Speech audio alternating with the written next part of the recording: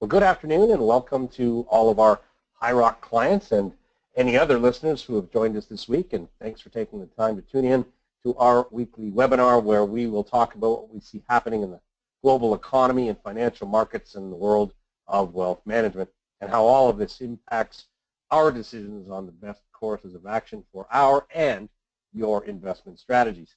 We are recording this webinar so that those who can't join us live can tune in when it is more convenient. I'm Scott Tomlinson, and I'm joined by my partner and colleague, Paul Tepsich, the founder of HighRock. Our financial planner, Bianca Tomlinson, is also on the call. We will have a question and answer period at the end of the call, so if anyone has a question about any aspect of wealth management, we certainly invite you to feel free to come and ask us questions. If you are a first-time listener and would like a little more information about our private client services and our disciplined investing strategy, we have a separate introductory webinar that will provide you with this on our website under the About HighRock tab. Okay, well, as we do each week, let's quickly recap our themes for 2016 before we get started on what happened last week. Our overriding theme for 2016 is that financial markets will remain volatile. January and early February saw a spike in volatility, but markets have settled up until last week thanks to the continued monetary stimulus by many of the central banks on a global scale. But we are only 1/3 of the way into the year and far from being out of the woods on more volatility. Today can be a bit of an example. The question remains whether or not the U.S. economy will continue to be able to grow while less positive global economic forces provide a drag. The consumer is not, at the moment, providing a significant lift to the domestic economy, as had been hoped for, despite improving employment growth. The first quarter of 2016, GDP growth came in at a very slow 0.5%.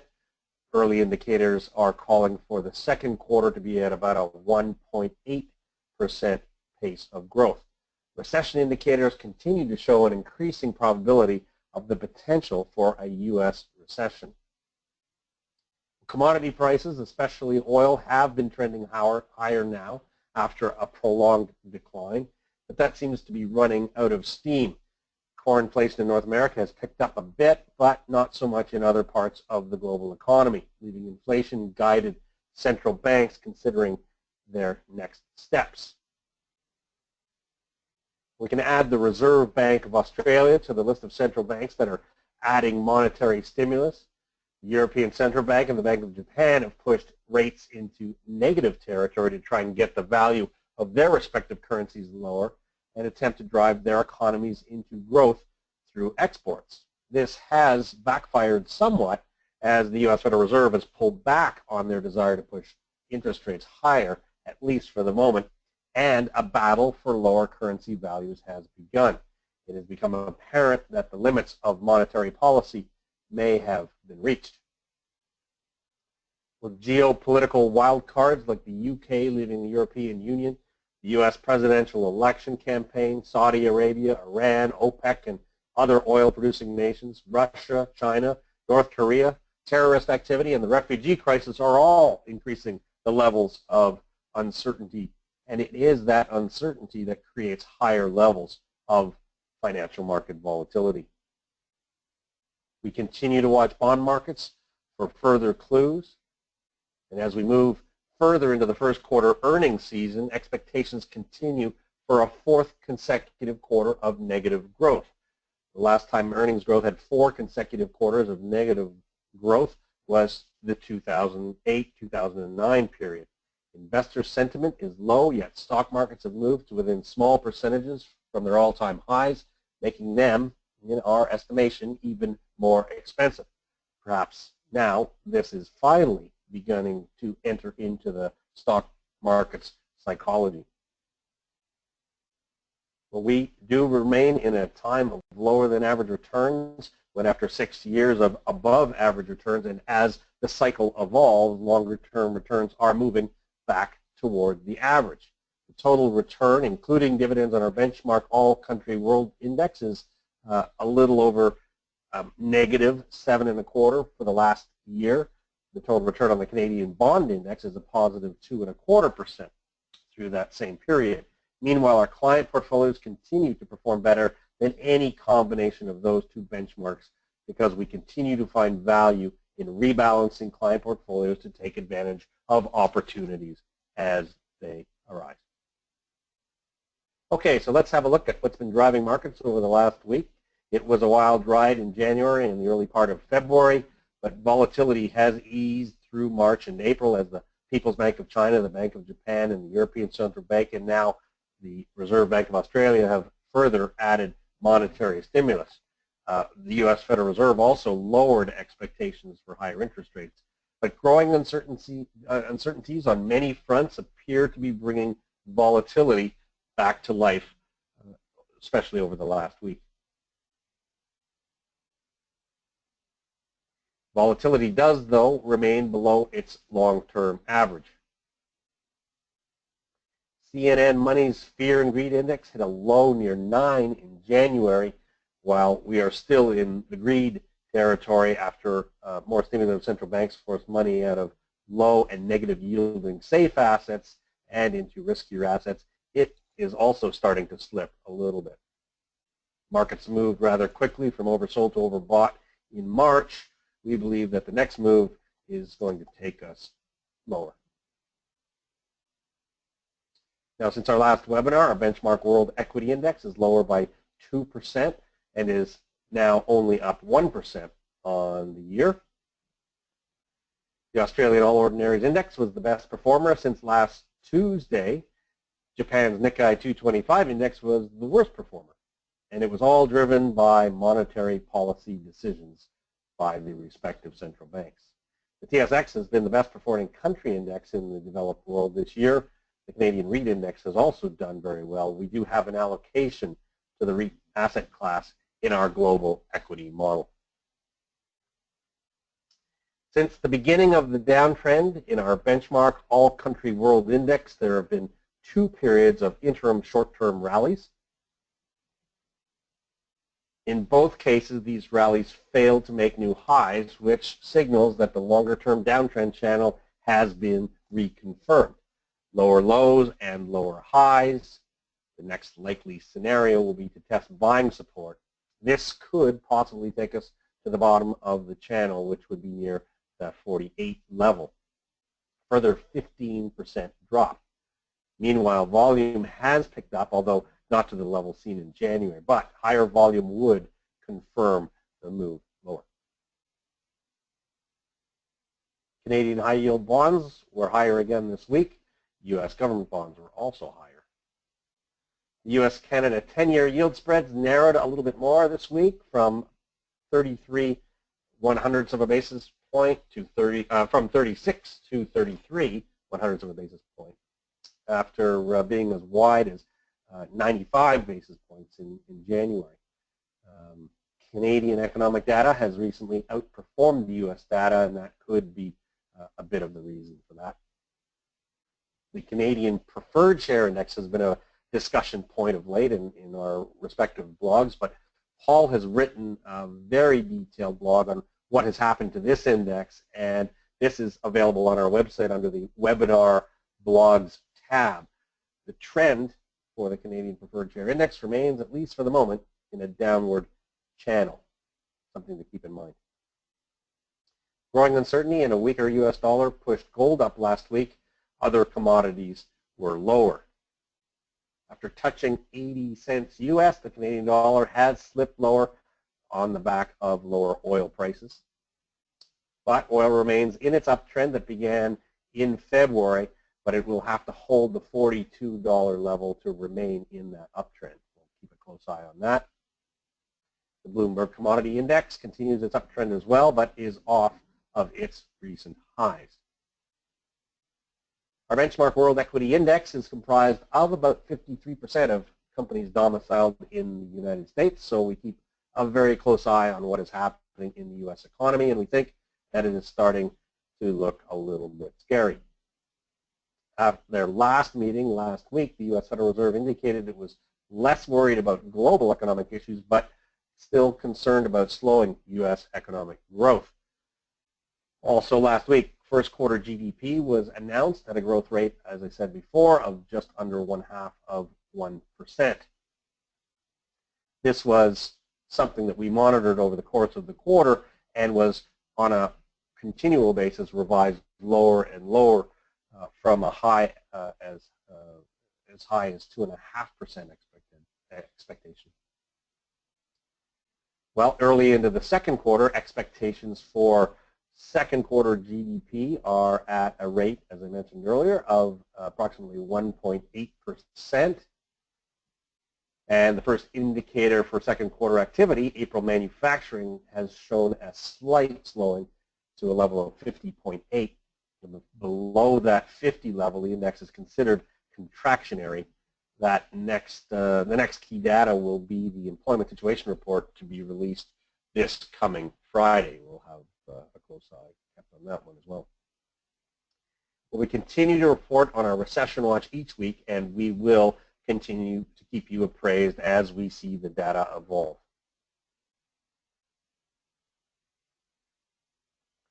In their World Economic Outlook update, a few weeks ago, the IMF suggested that the probability of a U.S. recession had increased. We think that it has, in fact, increased further since then and has a greater probability.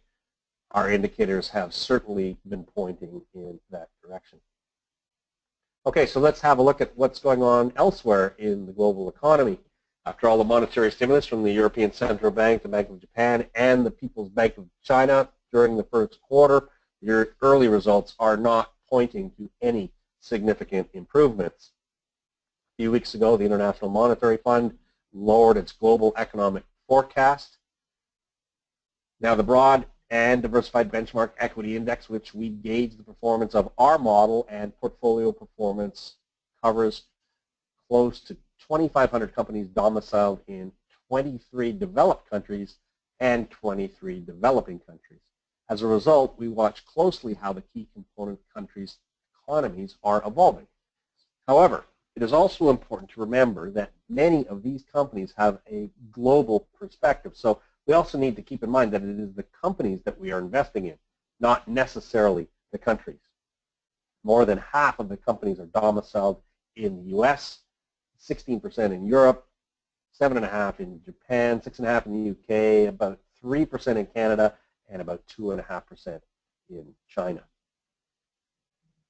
The Euro area first quarter GDP grew at a rate of 0.6%, which is an annualized rate of 1.6%, a little better than was anticipated. Meanwhile, the UK economy was shown to grow at a slower 0.4% rate in the first quarter, an annualized rate of 2.1%. The Bank of Japan did not add any further monetary stimulus, much to financial markets' disapproval. In a release on the economic outlook, the bank viewed that Japan's economy had continued its moderate recovery trend, although exports and production have been sluggish due to mainly to the effects of the slowdown in emerging economies. The outlook through fiscal 2018 envisages that although sluggishness is expected to remain in exports and production for the time being, domestic demand is likely to follow an uptrend. We think that the Bank of Japan might be just being a bit optimistic there.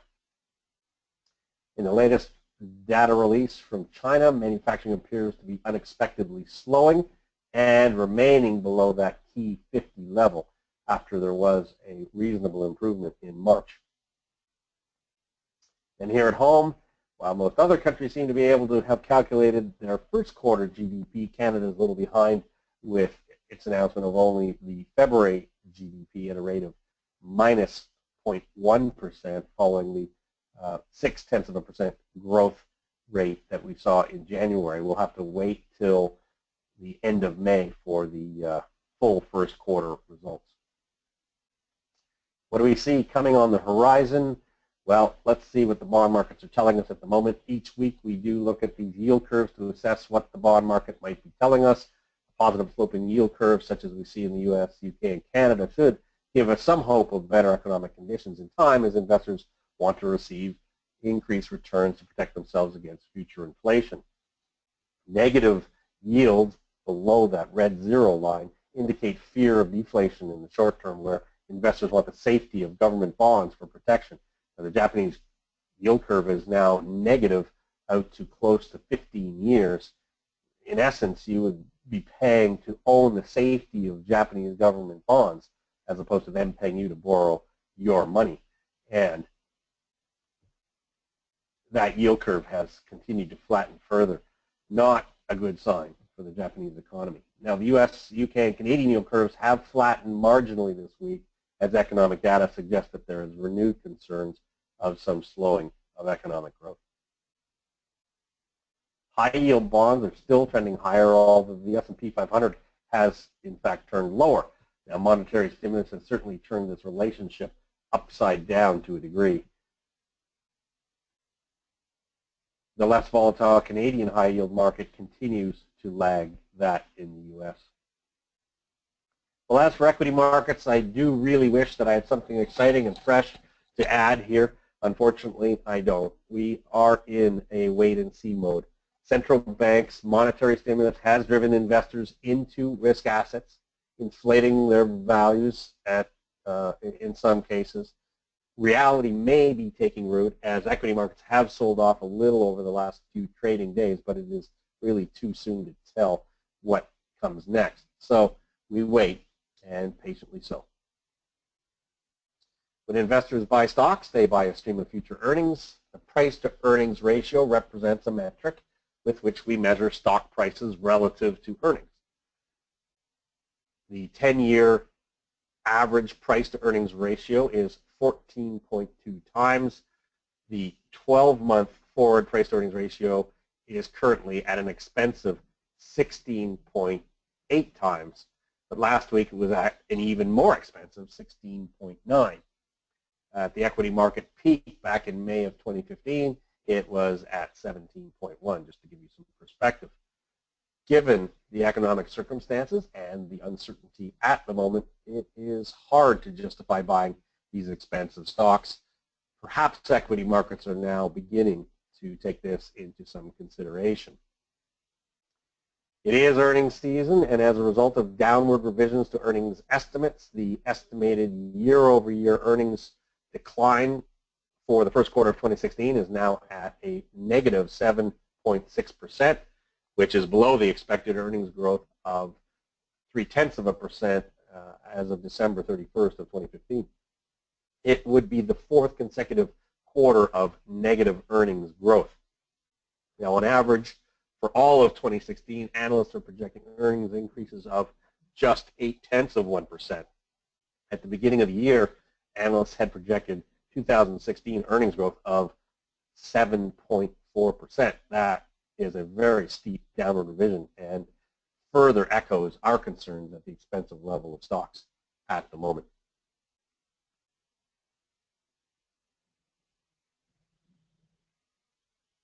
Now, often companies purposely lower estimates so that when they announce results, they can look like they beat the lowered estimates. On average, over the last 5 years, 67% of companies have been able to beat estimates each quarter. We are over halfway into reporting season, and thus far, with approximately 62% of companies having reported, 74% have beat estimates, which is actually greater than the 5-year average.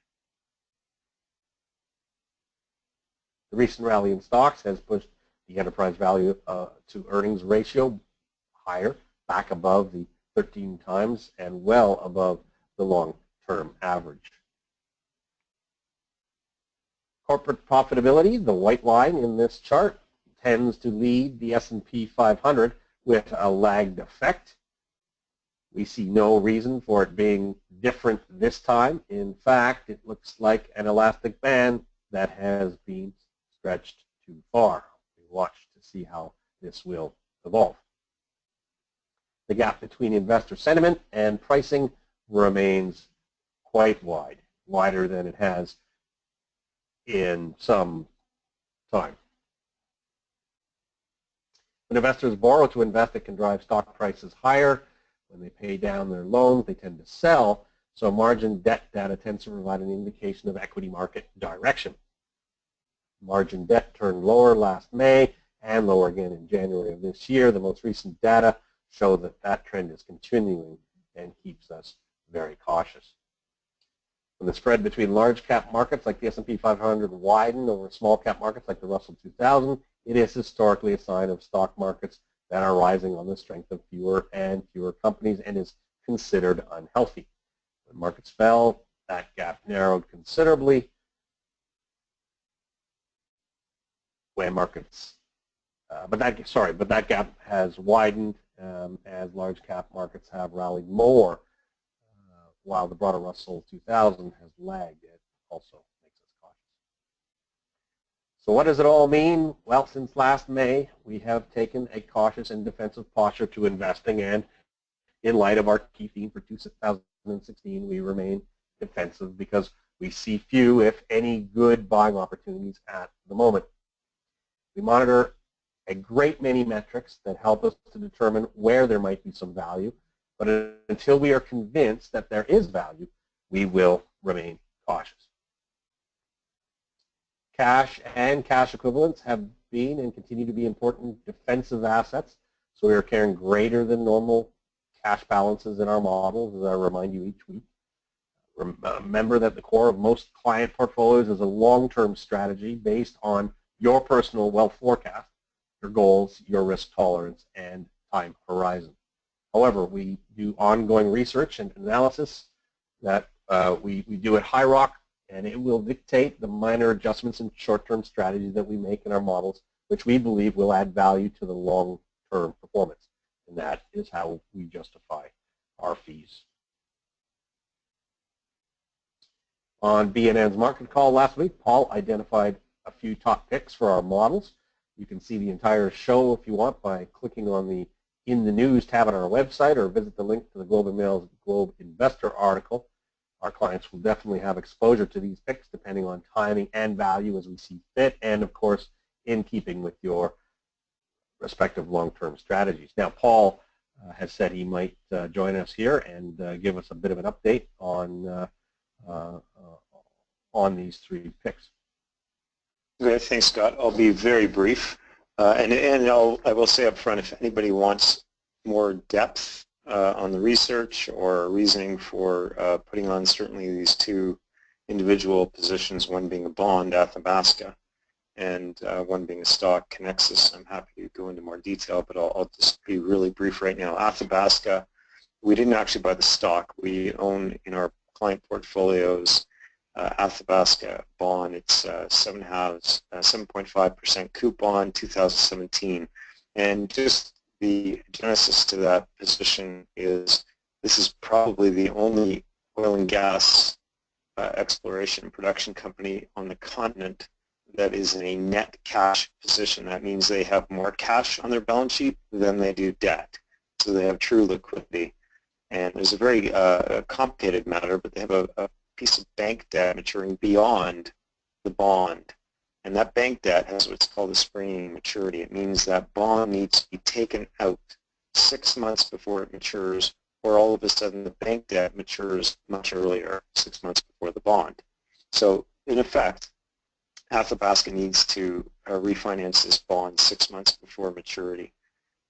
I believe, and I've met with the management team 3 weeks ago, that they will refinance this bond and they'll take part of it out or most of it out with the cash on the balance sheet, and they'll probably do a new bond issue for $150 million. This bond is $550 million right now. The bond, we bought it at 92.25. It's currently quoted at 93.5 bid, so we're up 1.5 points, but that's not why we bought it.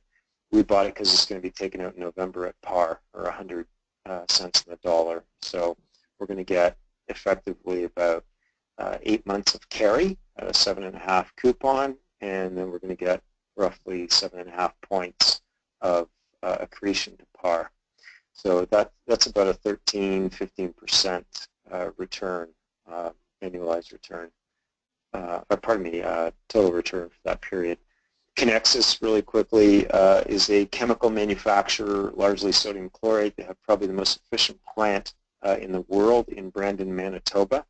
Superior Plus is another company that I know quite well and have followed and done a lot of research on over the years. We do own some of their bonds in our high yield portfolio that we manage for Scotiabank, as well as our individual private client portfolios. So we do know this company pretty well, and I looked at buying Superior Plus stock in the tactical model and didn't, thankfully, because Superior Plus ended up buying Conexus. Now the deal hasn't closed yet. They're just waiting on a regulatory approval from the U.S. and Canada. We have every reason to believe they will get it.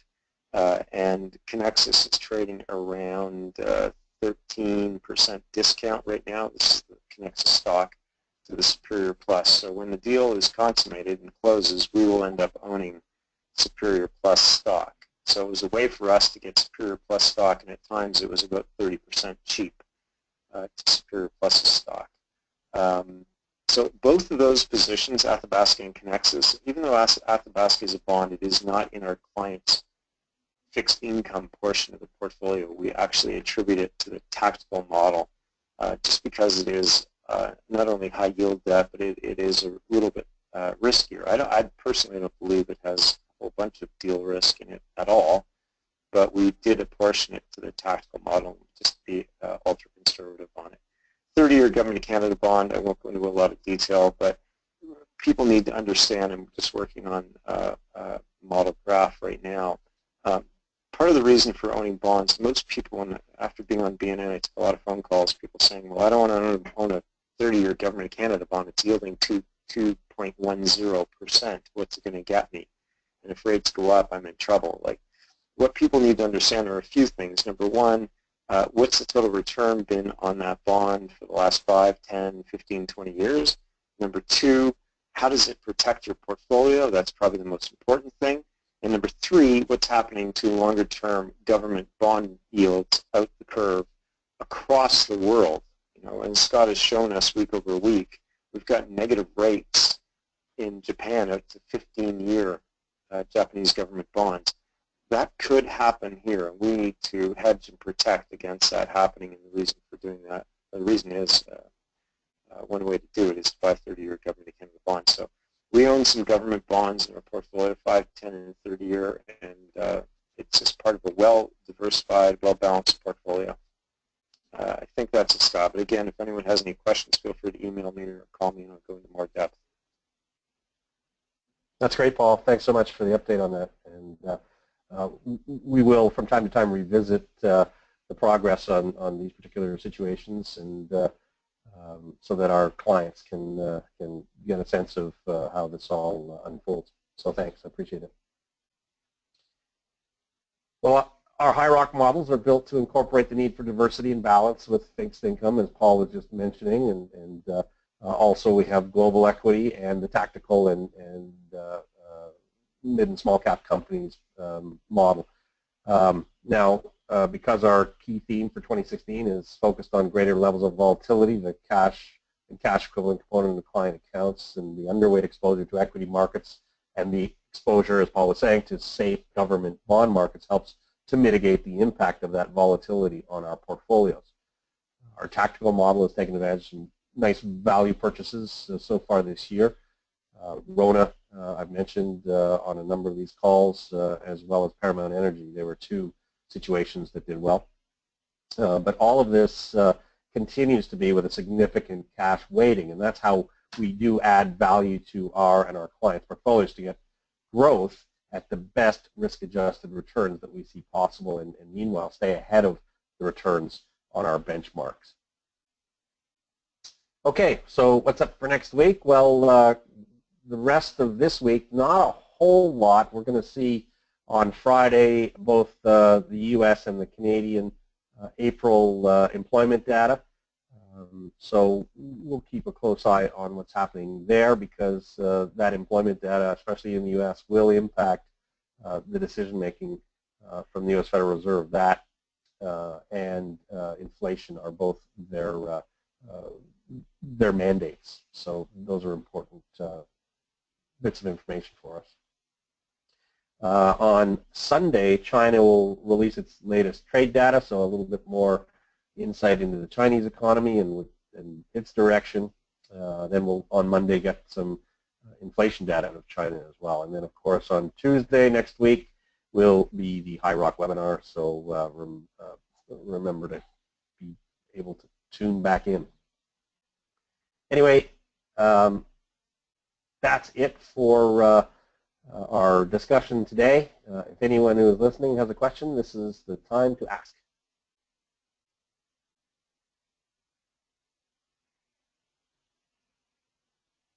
Well, Paul, I think you gave all our listeners some good insights, so not too many questions there. But, folks, if you do have questions and wish to email us, we would be more than happy for you to send them. We want to get feedback on these webinars. We want to know what you like, what you don't, or if there's anything that you want to see us cover on these calls. As always, we do thank you for taking the time to tune in. Have a great rest of the week, a great weekend. Don't forget to tune in next Tuesday. But until then, this is Scott Tomlinson signing off.